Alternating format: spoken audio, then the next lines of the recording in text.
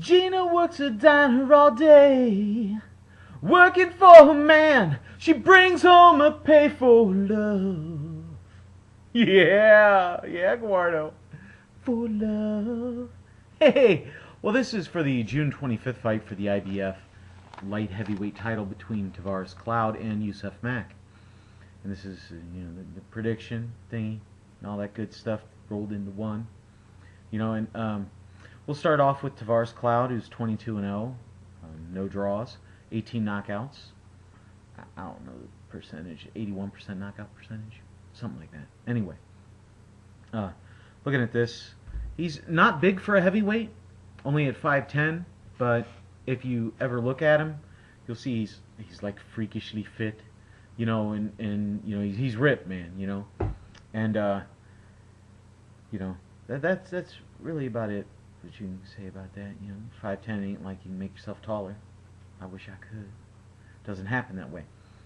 He's got good wins over Clinton Woods and Glenn Johnson. Now those were close fights, and he's got really good power, obviously, with all those knockouts. He actually had Glenn Johnson hurt in round 5. If you go back and watch that fight, he hammered Zuniga. Then again, Zuniga is really like not really a light heavyweight. He's more of a super middleweight, and he also got sparked up by Butte in like 4 rounds. Zuniga did, that is. So even though there's only the 4 fights where he hasn't knocked people out, his last 3 fights have all went the distance. So we know his stamina is good, and he can go the distance. And even in a close fight, that he won over Glenn Johnson, call it however you want to, it was a very close fight. Looking at that, he's a warrior. He can handle the pressure. He can fight off of it. And the KOs aren't coming against the top fighters, as I said. However, Woods was hurt when he fought him. Johnson was hurt. He doesn't carry the power late, but then again, when you think about it, all his knockouts came before like 8 rounds.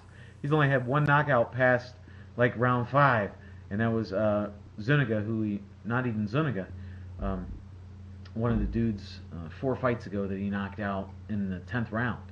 So he's not knocking out the elite guys, but then again, Woods and Johnson could arguably have some of the best chins in the biz.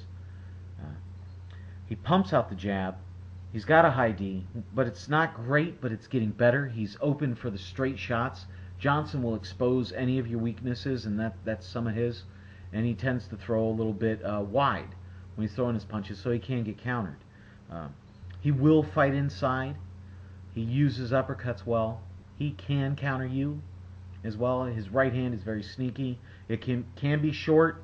He likes to get at just a little bit of distance so he can really fire that shot off. He works the head and body. He has very good hand speed. He throws the combos, and he's got a good chin. He hung in there with Johnson. Took a lot of good shots from Johnson. So, I mean, this is a very, very solid fighter. He's only got 22 fights, but he's 29 years old, so he's very mature as well, body-wise and stuff. It's not like we're talking about Saul Alvarez kind of deal. Going over to Yusef Mack, who's 29-3 with 2 draws, 17 knockouts, so he's at a 50% knockout ratio. And that's not a lot of power. It's good power, but that's about it.